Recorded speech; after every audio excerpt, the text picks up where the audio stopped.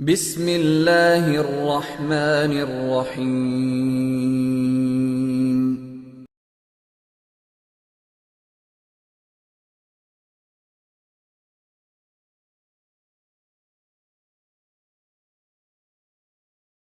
ونؤمن به ونتوكل عليه ونعوذ بالله من شرور أنفسنا ومن سيئات أعمالنا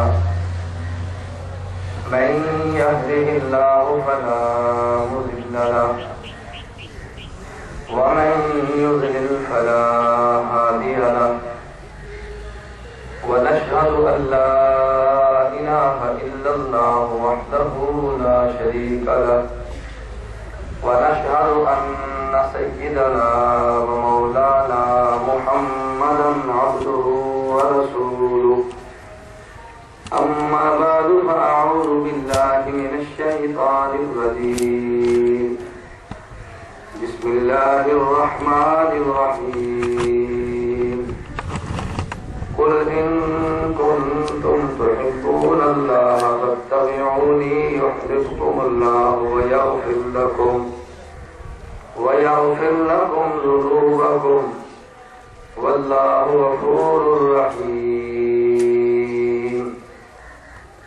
عن أبي هريرة رضي الله تعالى عنه قال قال النبي صلى الله عليه وسلم من تمسك بسنتي عند فساد أمتي فله أجر 100 شهيد. عن علي رضي الله تعالى عنه قال قال النبي صلى الله عليه وسلم من أحيا سنة من سنتي أميتت بعدي فقد أحبني ومن أحبني كان معي وفي رواية كان معي في الجنة.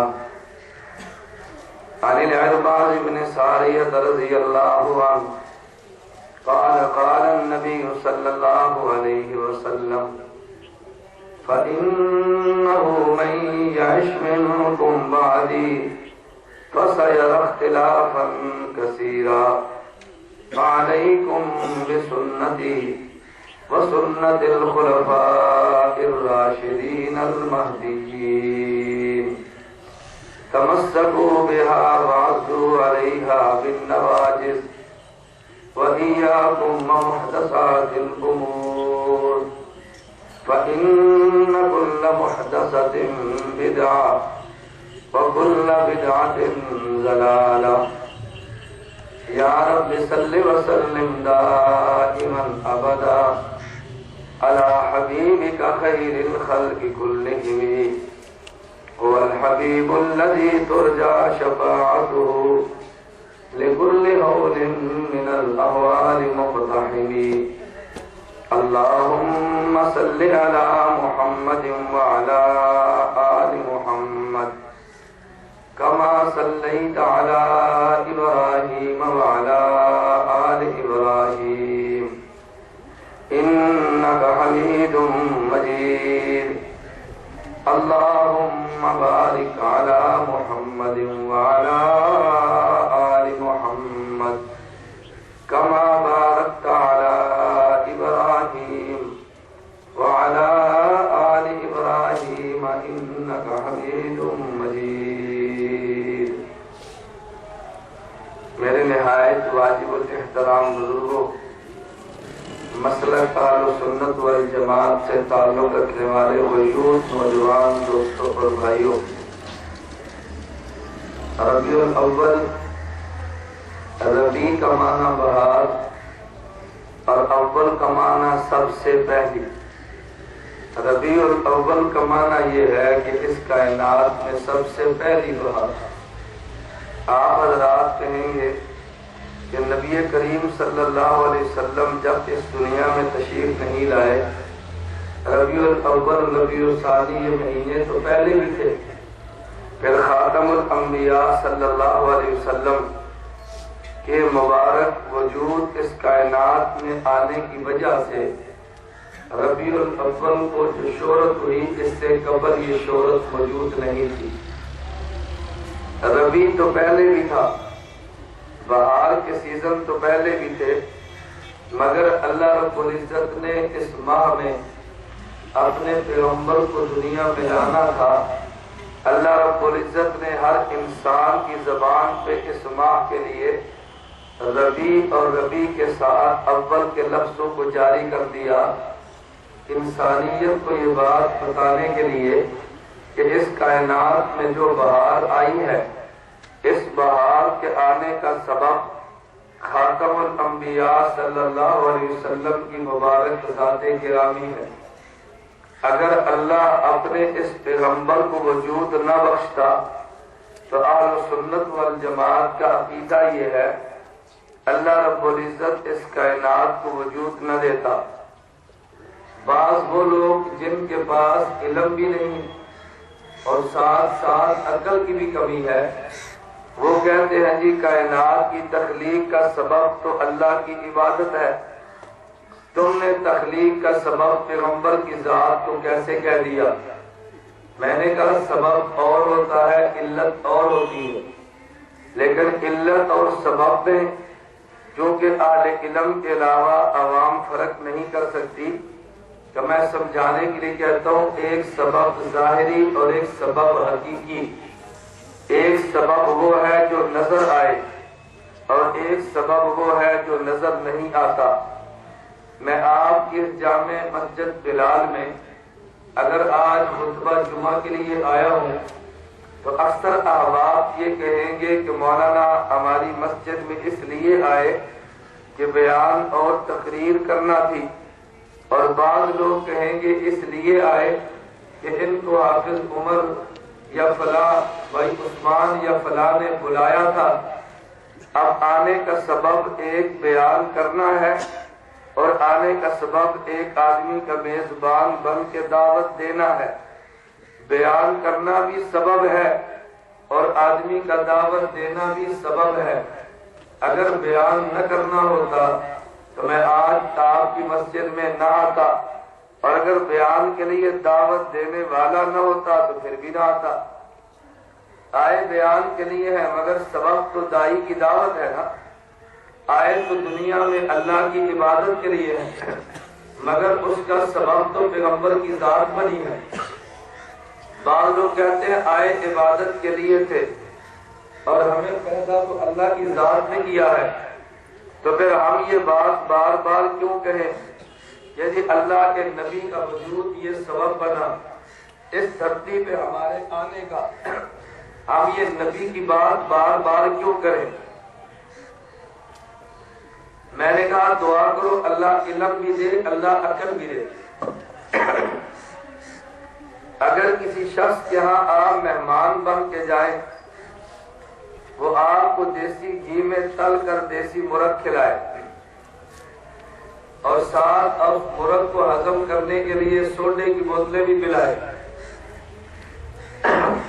ذائقہ بدلنے کے لیے واپس آئے تو آپ کو چائے پلائے، اور آپ شکریہ بھی ادا نہ کریں تو واپس گھر آ جائیں۔ کوئی آدمی پوچھے یار اس کا شکریہ تو ادا کر دو، تمہیں دیسی مرغ دیسی گھی میں تل کر کھلایا، تو بد دماغ مہمان کہے گا ہم اس کا شکریہ کیوں ادا کریں؟ اللہ پاک نے ہمارا یہ رزق لکھا تھا، ہم نے کھا لیا، اگر اللہ رزق نہ لکھتے تو ہم نہ کھاتے، اس کا کیا کمال ہے؟ یہ کم عقل اور بد دماغ مہمان ہے۔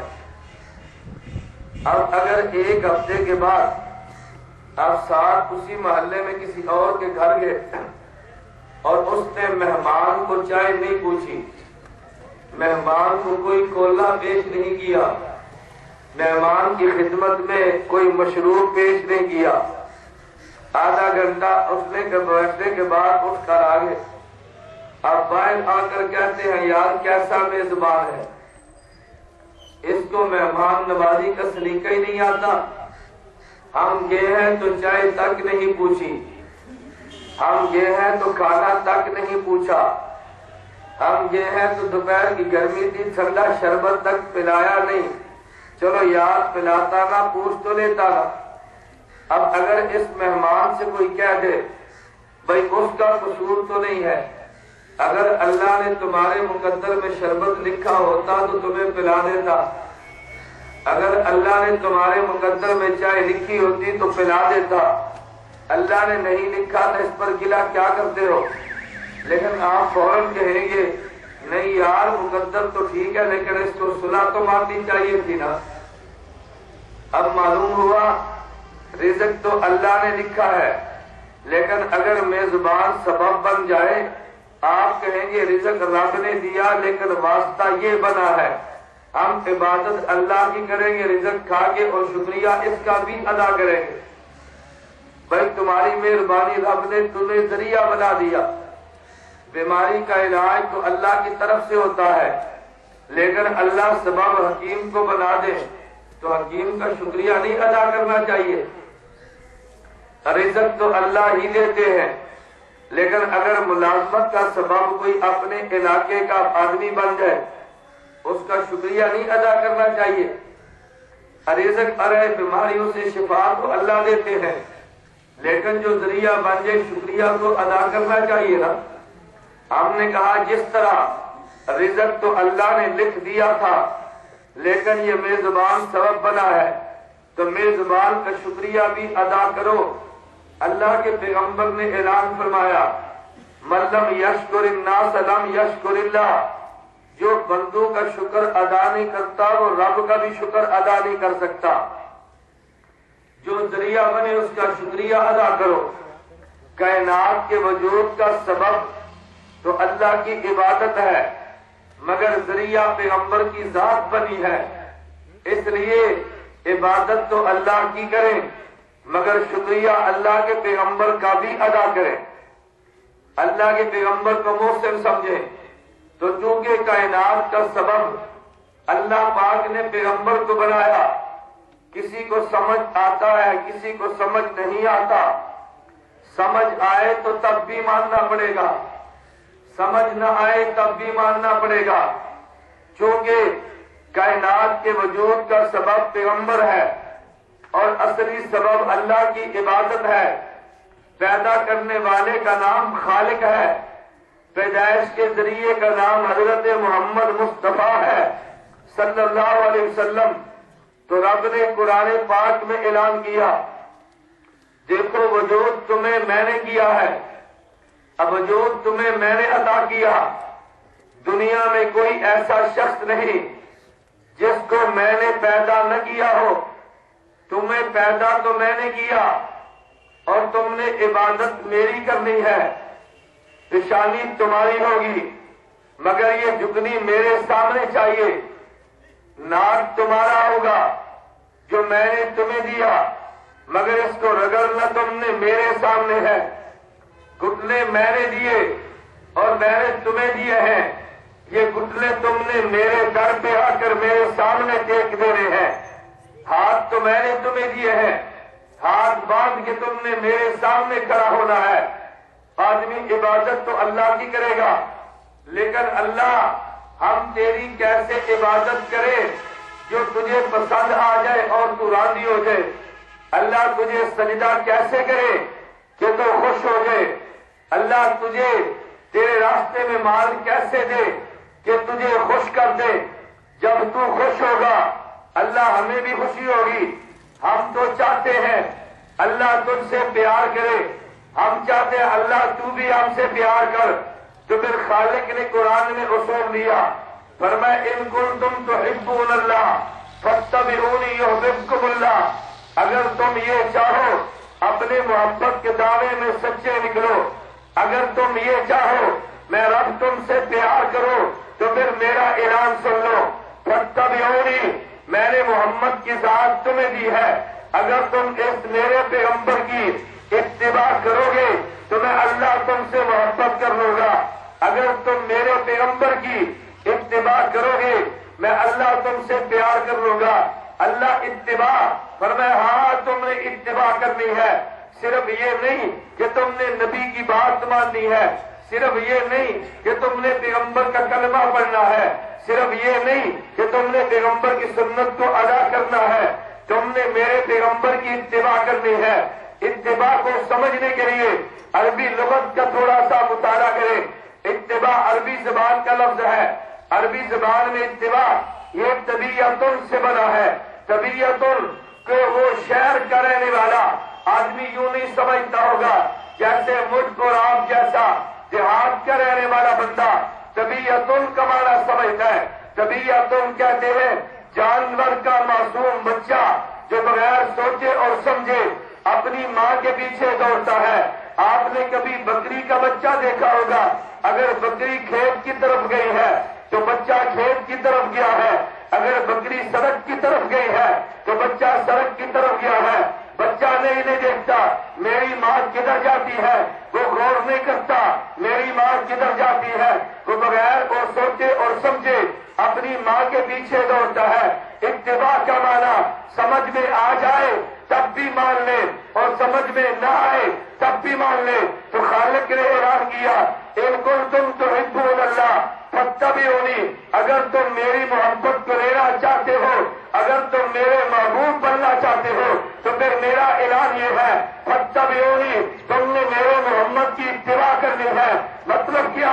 اگر میرے محمد کی بات سمجھ آئے تم نے تب بھی ماننی ہے، اگر میرے محمد کی بات سمجھ نہ آئے تم نے تب بھی ماننی ہے، اگر عقل کو لگے تب بھی ماننی ہے، عقل کو نہ لگے تم نے تب بھی ماننی ہے، کیونکہ کلمہ تم نے عقل کا نہیں پڑھا میرے محمد کا پڑھا ہے، کلمہ تم نے سمجھ کا نہیں پڑھا میرے محمد کا پڑھا ہے۔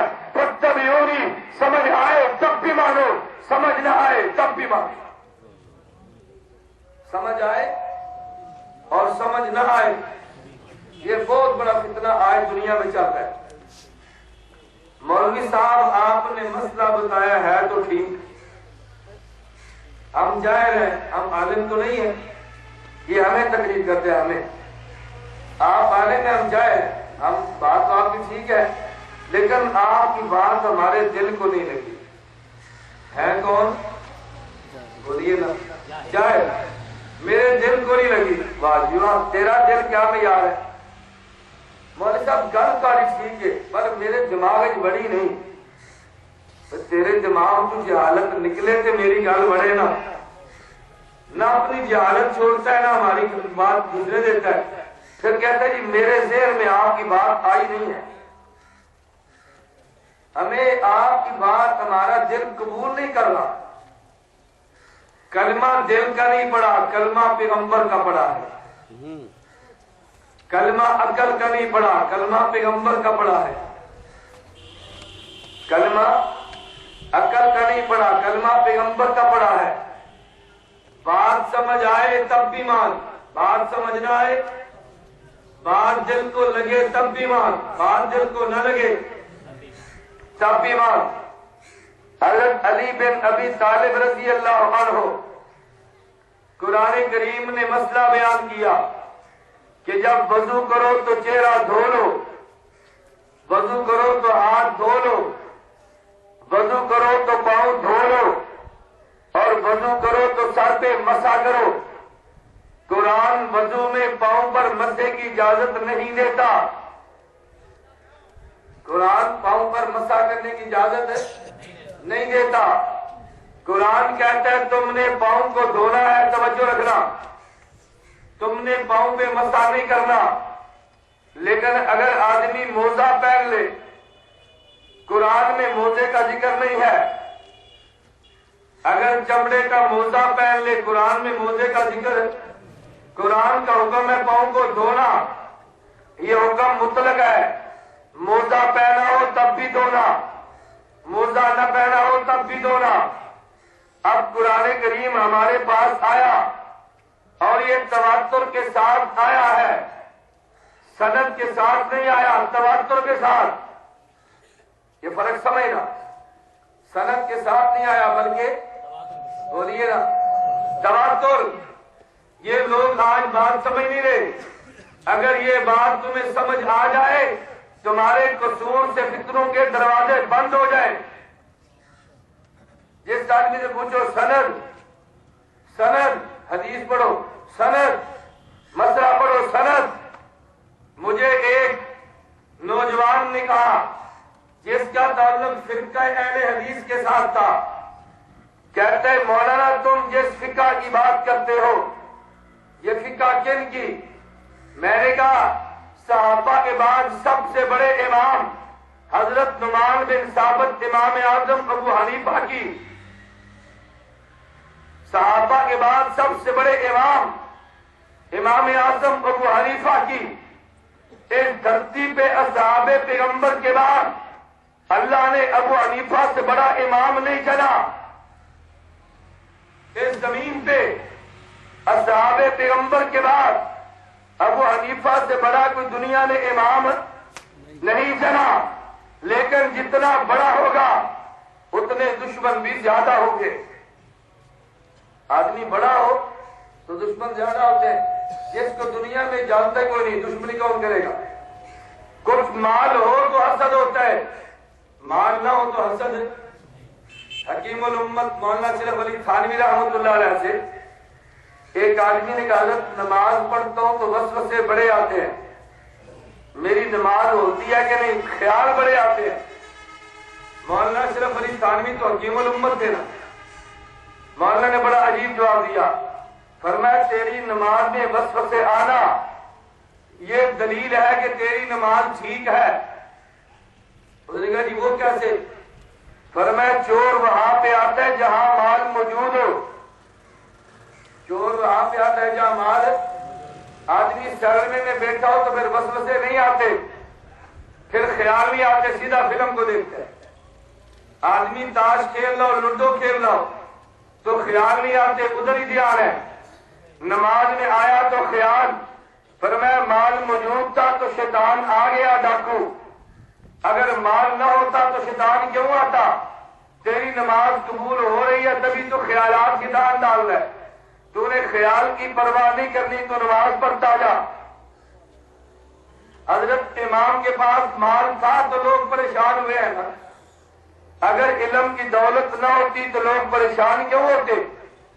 حضرت امام اعظم ابو حنیفہ رحمہ اللہ اس کائنات میں اصحاب پیغمبر کے بعد سب سے بڑا امام حضرت امام اعظم ابو حنیفہ، میں کہتا ہوں جس کا جی چاہے اس پر ہم سے بات کرے یا خود سمجھے یا ہمیں سمجھائے، ہمیں سمجھ آئے تو ہم مان لیں، تمہیں سمجھ آؤ تو تم مان لو، لڑنے اور جھگڑنے کی ضرورت نہیں، آدمی بات تو سمجھے نا۔ مجھے کہتے جی فقہ کس کی؟ میں نے کہا امام اعظم ابو حنیفہ کی۔ مجھے کہتے یہ فقہ تم امام ابو حنیفہ سے سند کے ساتھ ثابت کر سکتے ہو؟ سند کا معنی یہ فقہ فلاں نے فلاں سے فلاں نے فلاں سے فلاں نے بیان کی ہے۔ میں نے کہا اگر کوئی کافر کلمہ پڑھے اور عیسائی یہ بات کیا دے ہم تمہارا قرآن پڑھ لیں گے بشرطے کہ یہ قرآن کی ہر آیت سند کے ساتھ پیغمبر سے ثابت کر دو، تم ثابت کر لو گے؟ کہتے جی نہیں۔ میں نے کہا پھر عیسائی کو جواب کیا دو گے؟ کہتا عیسائی سے کہیں گے قرآن سند کے ساتھ نہیں، قرآن پیغمبر سے تواتر کے ساتھ آیا ہے۔ کس طرح ہے؟ تواتر کو معنی سمجھتے ہو؟ تواتر کسے کہتے ہیں؟ ایک بات کو نقل کرنے والے 5-10 نہ ہو، 100-200 نہ ہو، ہزاروں اور لاکھوں کی تعداد میں لوگ ایک بات کو نقل کرے کہ جن کا جھوٹ پہ جمع ہونا ناممکن ہو، اس کا نام ہے تواتر۔ میں نے کہا قرآن تواتر سے آئے، تم نے سند کا مطالبہ نہیں کیا تو فقہ تواتر کے ساتھ آئی ہے، پھر یہاں سند کا مطالبہ کیوں ہے؟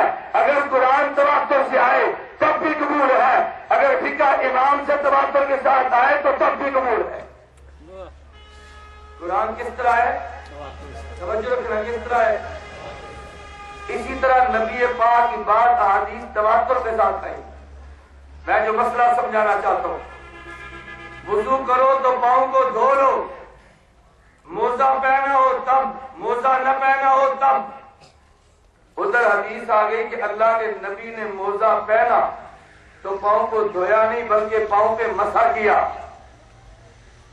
اور یہ حدیث بھی ہم تک تواتر کے ساتھ آئی ہے۔ قرآن کا حکم یہ تھا کہ پاؤں کو دھو لو، یہ حکم بھی تواتر کے ساتھ۔ نبی نے موزہ پہنا تو مسح کیا، یہ حکم بھی، بولیے، یہ حکم بھی معلوم ہوا۔ اگر موزہ نہ پہنا ہو تو غسل، یہ بھی تواتر سے۔ اگر موزہ پہنا ہو تو مسح، یہ بھی تواتر سے، کیونکہ دلیلیں ایک دم سے کی آگئی ہیں۔ لہذا موزہ نہ پہنا ہو تو غسل پاؤں کو دھو لے، اگر موزہ پہنا ہو تو مسح کر لے، لیکن موزے کی بجائے جراب پہنی ہو تو یہ تواتر نہیں ہے۔ اس لیے ہم نے کہا اگر موزہ پہن لے مسح کی اجازت ہے کیونکہ تواتر آ گیا، لیکن اگر جراب پہنی ہو پھر مسح نہیں ہے کیونکہ تواتر جو نہیں ہے۔ کیونکہ تو تواتر کے مقابلے میں تواتر آنا چاہیے نا، کیونکہ تواتر جو نہیں تھا، ہم پھر جراب پر مسح کی اجازت ہم نہیں دیتے، پیغمبر جو نہیں دیتا۔ موزہ اللہ میں معاف سمجھنے کی توفیق دے۔ توجہ رکھنا، ہر نماز میں فاتحہ پڑھتے ہو کہ نہیں؟ بولیے، پڑھتے ہو نا؟ کبھی خود پڑھتے ہیں، کبھی امام پڑھتا ہے، تو ہماری فاتحہ کوئی شک تو نہیں ہے؟ کہتے ہیں یہ حدیث پہ ہے۔ میں نے کہا کون سی حدیث؟ کہتے ہیں لا صلاۃ لمن لم یقرأ بفاتحۃ الکتاب۔ نبی پاک نے فرمایا جو فاتحہ نہ پڑھے اس کی نماز نہیں ہوتی۔ میں نے کہا حدیث کہاں پر ہے؟ کہتا ہے صحیح بخاری میں۔ میں نے کہا راوی کون ہے؟ کہتا ہے سفیان۔ میں نے کہا اس حدیث کا راوی نے معنی بیان کیا؟ کہتے ہیں جی ہاں۔ میں نے کہا کس کتاب میں؟ کہتے ہیں ابو داؤد میں۔ میں نے کہا راوی نے جو معنی بیان کیا پڑھ۔ کہتے جی اب کیسے پڑھے؟ میں نے کہا پڑھ، راوی کا معنی تو پڑھنا۔ راوی سفیان کہتے ہیں لمن یصلی وحدہ، یہ حدیث اس آدمی کے لیے جو امام کے پیچھے نہ ہو، الگ پڑھ رہا ہو۔ میں نے کہا یار یہ روایت تو، توجہ رکھنا، یہ روایت تو ترمذی میں بھی ہے، لا صلاۃ لمن لم یقرأ بفاتحۃ الکتاب، فاتحہ نہ پڑھے نماز نہیں ہوتی۔ میں نے کہا کس کی؟ کہتے ہیں امام کی۔ میں نے کہا کس کی؟ کہتے ہیں اکیلے کی۔ میں نے کہا کس کی؟ کہتے ہیں مقتدی کی۔ میں نے کہا تو کہتے ہیں اس حدیث میں من سے مراد سارے ہیں، تو مانا تیرے بجائے پیغمبر کے صحابی سے نہ پوچھ رہے؟ کہتے ہیں جی پوچھو۔ میں نے کہا ترمذی میں حدیث موجود ہے، حضرت جابر بن عبداللہ کہتے ہیں لا صلاۃ لمن لم یقرأ بفاتحۃ الکتاب ھذا اذا کان وحدہ، یہ اس آدمی کے لیے جو اکیلا نماز پڑھے، اس کے لیے جو ایک معنی صحابی نے بیان کیا، ایک معنی وہابی نے بیان کیا۔ ہم معنی صحابی کا مانتے ہیں، وہابی کا نہیں مانتے، ہم حدیث نہیں مانتے۔ میں نے کہا حدیث مانتے ہیں مگر ترجمہ وہابی کا نہیں، صحابی کا۔ ترجمہ کس کا؟ وہابی کا نہیں، کس کا؟ بس لڑائی یہی ہے، ہم بھی کہتے ہیں حدیث مانو، وہ بھی کہتے ہیں حدیث مانو۔ ہم کہتے ہیں حدیث کا معنی صحابہ سے، وہ کہتے ہیں حدیث کا معنی وہابہ سے۔ ہم کہتے ہیں صحابہ سے معنی لے لو، وہابہ سے ضرور لے لیں۔ توجہ رکھنا جو میں بات سمجھا رہا ہوں۔ فاتحہ پڑھتی ہو کہ نہیں؟ بولیے نا، پڑھتی ہو نا؟ اگر اکیلے ہو تو خود، اور اگر مقتدی ہو تو پھر امام پڑھتا ہے وہ ہماری فاتحہ۔ ہم فاتحہ میں پڑھتے ہیں الحمدللہ رب العالمین الرحمن الرحیم مالک، بولیے مالک، اللہ قیامت کے دن کا مالک ہے، قیامت کے دن کا جج اور قاضی نہیں ہے۔ ارے اگر عدالت جج کی ہو، فیصلہ قانون کے مطابق ہوگا۔ اگر عدالت مالک کی ہو تو مالک قانون کا پابند نہیں ہے۔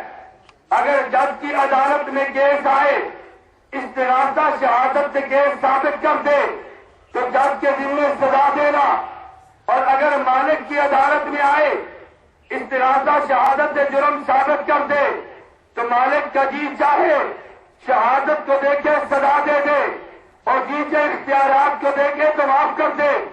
فیکٹری میں مزدور نے چوری کی، منشی نے پکڑا، لے کر چلا گیا عدالت میں، چوری ثابت کر دی، جج سزا دے گا۔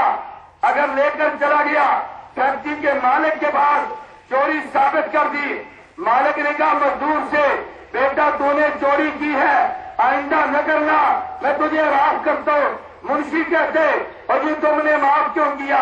تو مالک کہتے تو فیکٹری کا پیو لگ لے، میرا دل کرے معاف کرے، دل کرے سزا دیوا، تو کون ہے؟ بات ٹھیک ہے نا؟ دل کرے سزا دیوا، دل کرے معاف کرنا۔ توجہ رکھنا، اللہ قیامت کے دن عدالت لگائیں گے، مگر جج بن کے نہیں بلکہ مالک بن کے۔ جرم ہوگا، قانون کہے گا سزا دو، رب کہے گا مالک کو جی چاہے قانون کو دو، دیکھو سزا دے دو، اور جی سے اختیارات کو دیکھو تجھے معاف کر دو۔ رب نے فاتحہ میں مسئلہ بتا دیا۔ اور مسلمانوں، قیامت کے دن آنا، مگر ذہن میں رکھنا، قیامت کو آؤ گے مجھے جج نہ سمجھنا، مجھے مالک سمجھنا، جج نہ سمجھنا مجھے۔ کیس لگ گیا 302 کا سیشن کورٹ میں، اسپیشل کورٹ میں، جج نے سزائے موت دے دی، ہائی کورٹ میں گئے اپیل کر دی، ہائی کورٹ نے سزا بحال رکھی، پھر اپیل سپریم کورٹ میں کر دی، سپریم کورٹ نے سزا بحال رکھی، تو پھر بولیے نا پھر، اور صدر پھر سانو مولویوں تو تسی پڑھ سمجھ جو نا قانون کا پتہ ہی نہیں، تو پتہ ہے میں سر طالب کو پوچھنا، پھر کہاں جاتے؟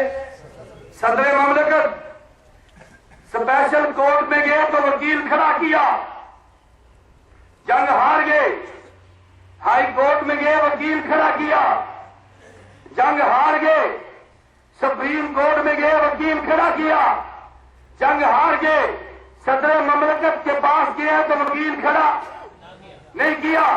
قانون کی جنگ ہو تو وکیل آتا ہے، صدر مملکت کے پاس گیا قانون کے لیے نہیں۔ ہم نے کہا صدر محترم اسپیشل کورٹ نے سزائے موت بیٹے کو دی ہے، میں جنگ ہار گیا، ہائی کورٹ نے بحال رکھی، میں جنگ ہار گیا، سپریم کورٹ نے بحال رکھی، میں ہار گیا۔ ارے تم ملک، تم بادشاہ ہو، تم صدر مملکت ہو، محرام کی اپیل کرتے ہو، وکیل نہیں رہا۔ سمجھ رکھنا وکیل اب کیا کرتے ہیں؟ کچھ صدر کا ایم ایل اے دیکھو، کوئی صدر کا چہیتا ایم پی اے دیکھو، کوئی صدر کا رشتہ دار دیکھو، کیوں وکیل کھڑا کرنا ہے؟ کیوں سفارش کروانی کی کرنا ہے؟ اگر قانون کی جنگ ہو تو وکیل، اگر مالک ہو تو سفارش، نہیں سمجھے؟ مالک ہو تو ارے قیامت کے دن اللہ جج نہیں، اللہ مالک ہوں گے، وکیل کھڑا نہیں ہوگا، شفیع کھڑا ہوگا۔ وکیل نہیں آئے گا، کون آئے گا؟ شفیع۔ اللہ کے نبی نے فرمایا اگر نابالغ 2 اولادیں، توجہ رکھنا، اگر نابالغ 2 اولادیں فوت ہو گئی، قیامت کو سفارشی بن کر آئیں گے۔ نابالغ 1 اولاد مر گئی، قیامت کو سفارشی بن کے آئیں گے۔ بیٹا قرآن کا حافظ ہو گیا، سفارشی بن کے آئے گا۔ بیٹا میدان جنگ میں شہید ہو گیا، سفارشی بن کر آئے گا۔ اگر تیرا عالم موجود ہے، قیامت کو سفارشی بن کر آئے گا۔ شفاعت کے قائل ہو کے نہیں بولیے نا، اور شفاعت کے قائل ہونا یہ مدرسہ ہے۔ یہ کیا ہے؟ یا وکیل نہیں تیار ہوتے، سفارشی تیار ہوتے ہیں، نہیں سمجھے؟ وکیل نہیں تیار ہوتے، کالج میں وکیل تیار ہوتے ہیں، انہوں نے قانون کی جنگ لڑنی ہے، ادھر سفارشی تیار ہوتے ہیں، ہم نے مالک کے پاس جانا ہے۔ ایسے ہے یا نہیں؟ توجہ رکھنا۔ اور جس سفارشی کو تم لے کر اسلام آباد جاؤ، اس کی گاڑی میں پیٹرول آپ ڈالو گے یا سفارشی خود ڈالے گا؟ جی ان رات چار تسی پیاؤ گے کہ پلیوں پیے گا؟ لوگ کہتے ہیں مولویوں میں چندہ دیو، میں نے کہا بے وقوف تمہارے سفارشی ہیں، انہاں دی گڈی پیٹرول تسا پانا ہے، نہیں سمجھے؟ انہاں دے شام دے دسترخوان تسا لانا ہے، انہاں دے رہن دا مقام تسا بنانا ہے۔ کیوں؟ بولیے نا کیوں؟ میں چندہ نہیں مانگ رہا، نہ میں نے مانگنا، نہ میرا مزاج ہے، نہ ہی مجھے رب کی قسم نہ مجھے کسی نے کہا ہے، مجھے کبھی چندے کا کوئی نہیں چاہتا، میرا مزاج ہی نہیں، مجھے کون یہ کہ چندہ مانگو۔ میں اس مدرسے کی بات نہیں کرتا، صرف تمہاری ذہن سازی کرنا چاہتا ہوں۔ اگر تمہارے علاقے میں مدرسہ موجود ہو تو دل کھول کے چندہ دے، کیوں؟ یہ تیرا سفارشی ہے۔ یہ کون ہے تیرا سفارشی؟ لاہور میں ایک مدرسہ تھا، بچوں نے حفظ کیا، میں نے سورۃ فاتحہ کی تفسیر بیان کیا کہ آدمی کھڑا ہوا، کہتا مولوی صاحب 2000 روپیہ۔ میں نے کہا کیوں؟ کہتے 1000 ایک سفارشی میں 1000 ہو جائے گا۔ میں کہتا پتر تسی تو لو تھوڑے موت کیوں نہیں جا کر تو نہیں آ یہ مدرسے کا چندہ نہیں ہے، تمہارا ہے۔ تو اللہ قیامت کے دن کیا ہوں گے؟ بولیے نا کیا ہوں گے؟ توجہ رکھنا، حافظ آئے گا تو دف لے جائے گا، شہید آئے گا تو 70 لے جائے گا، اولاد آئے گی تو ماں باپ لے جائے گی۔ امی عائشہ نے پوچھا، واہ امی عائشہ، آئے اللہ قسم امت کے مسئلے حل کر دیے۔ امی عائشہ نے پوچھا یا رسول اللہ، اگر نابالغ 2 بیٹے فوت ہو گئے، والدین کو جنت میں لے جائیں گے، اگر 2 نہ ہو تو پھر میں ایک نابالغ فوت ہوا جنت میں لے جائے گا۔ امی عائشہ نے پوچھا حضرت اگر کسی کا ایک بھی نہ ہوا، پیغمبر نے فرمایا انا فرات اللہ، عائشہ اس کا سفارشی میں محمد ہوں گا، اس کا سفارشی میں۔ دعا کرو اللہ قیامت کو حضور ہمارا سفارشی بنا دے، اللہ پیغمبر کو ہمارا نبی کے حجرے بنے۔ توجہ رکھنا، نبی کے حجرے بنے، نبی کے مکان بنے۔ ایک عاشق رسول نے نبی کے مکان کو دیکھا تو شعر پڑھے، کہتے یا بدیع الدل والاناجی لک سلطان علی المحاجی ان بیتا انت ساکنہ غیر محتاج الی السرج وجهک المعمول حجتنا یوم یأتی الناس بالحجج۔ کہا یا بدیع الدل والاناجی، اے حسن و جمال والے نبی، لک سلطان علی المحاجی، لوگ جسم کی حکومت کرتے ہیں، حضور آپ ہمارے دلوں پہ کرتے ہیں۔ ان بیتر انت ساکنہ، جس گھر میں آپ رہتے ہیں، غیر محتاج الی السرج، حضور یہ چراغ کا محتاج نہیں ہے۔ وجهک المعمول حجتنا یوم یأتی الناس بالحجج، قیامت کے دن لوگ آئیں گے، اللہ پوچھے گا کیا لائے؟ لوگ نماز پیش کریں گے، لوگ اللہ پوچھیں گے کیا لائے؟ لوگ روزہ پیش کریں گے، اللہ پوچھیں گے کیا لائے؟ لوگ سچا پیش کریں گے، ہم سے نہ پوچھے گا کیا لائے؟ ہم کہیں گے حضور تیرے نبی کا چہرہ لائے، تیرے نبی کا۔ اللہ نماز نہیں، اس کا صدقہ معاف کر دے، اللہ اس نبی کے تو فعل معاف کر دے۔ تم تو فعل کے قائل ہو یا نہیں؟ اور وسیلے کے قائل ہو کہ نہیں؟ جو قائل ہے اللہ ان کا وسیلہ نبی کو بنا دے، جو قائل ہے اللہ نبی کو ان کا شفاعتی بنا دے۔ دعا کرو اللہ قیامت کو حضور ہمارا وسیلہ بھی بنا دے، اللہ پیغمبر کو ہماری شفاعت کرنے والا شفیع بھی بنا دے۔ اس لیے میں کہتا ہوں اللہ نے اعلان کیا ان کنتم تحبون اللہ فاتبعونی یحببکم اللہ۔ اگر اللہ کی محبت لینی ہے تو نبی کی بات سمجھ آئے تو بھی مانو، سمجھ نہ آئے۔ میں آخری بات کہہ لگا، مجھے ایک آدمی نے کہا مولوی صاحب نماز میں رفع الیدین نہیں کرتے۔ میں نے کہا بھائی نبی پاک نے جو چھوڑا تھا ہم بھی نہیں کرتے۔ آندھے حضور نے چھڑنا سی تھی میں کیتا کیوں تھی؟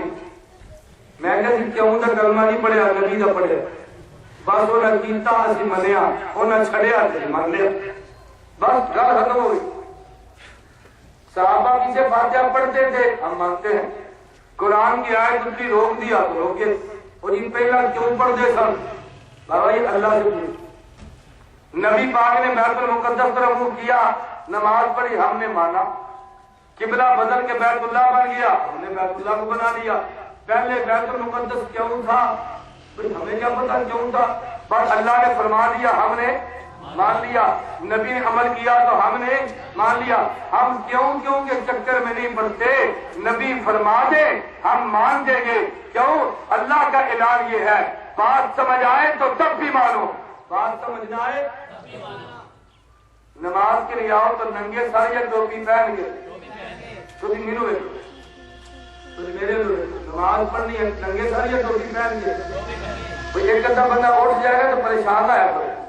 کسی کو پیشاب آتا ہے مسانے میں گڑبڑ ہوتی ہے اور کسی کے پیٹ میں مروڑ ہوتا ہے. جب مروڑ سے اٹھے گا تو اٹھے تو پریشان بندہ کیوں اٹھ گیا؟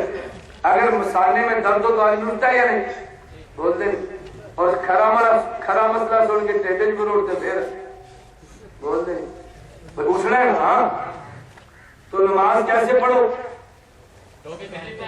کیسے پڑھو؟ یا ٹوپی یا سر پہ پگڑی لے کے. مجھے کہتے نے کہا جی ٹوپی ضروری ہے. میں نے کہا کہتا رومال. میں نے کہا ہاں. کہتے پھر جب احرام باندھتے ہو تو کیوں نہیں ٹوپی پہنتے؟ میں نے کہا جب احرام نہیں تھا تو نبی نے پہنی، ہم نے پہنی. احرام باندھا نبی نے اتاری، احرام باندھا ہم بھی اتار دیں گے. کہتے ہیں فرق کیوں ہے؟ میں نے کہا ہم نے کیوں کا کلمہ نہیں نبی کا کلمہ پڑھا. ہم نے کیوں کا نہیں پڑھا، کس کا پڑھا ہے؟ اور کسی اثر اور مغرب کی 2 نمازیں جمع کرتے ہو، اثر اور ظہر کی؟ میں نے کہا نہیں. مغرب عشاء کی 2 نمازیں جمع کرتے ہو؟ میں نے کہا نہیں. کہتا ہے نبی پاک تو عرفات میں جمع کرتے تھے، نبی پاک تو مزدلفہ میں کرتے. میں نے کہا مزدلفہ عرفات میں ہم جائیں گے تو کریں گے، جب نبی گھر میں تھے تو نہیں کرتے. یہاں ہم بھی نہیں کرتے، نبی نہیں کرتے.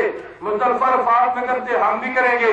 کہتا ہے کیوں؟ میں نے کہا ہم نے کیوں کا کلمہ نہیں پڑھا، نبی کا پڑھا ہے. جہاں وہ جمع کرے ہم جمع کریں گے، جہاں وہ نہیں کریں گے ہم بھی نہیں کریں گے. ایسے ہے یا نہیں؟ اس لیے ہم نے کہا ہم نے کلمہ عقل کا نہیں اللہ کے نبی کا پڑھا ہے. دعا کرو اللہ ہم سب کو جس پیغمبر کا کلمہ پڑھا اس پیغمبر کی اتباع کی توفیق عطا فرمائے. وآخر دعوانا ان الحمدللہ.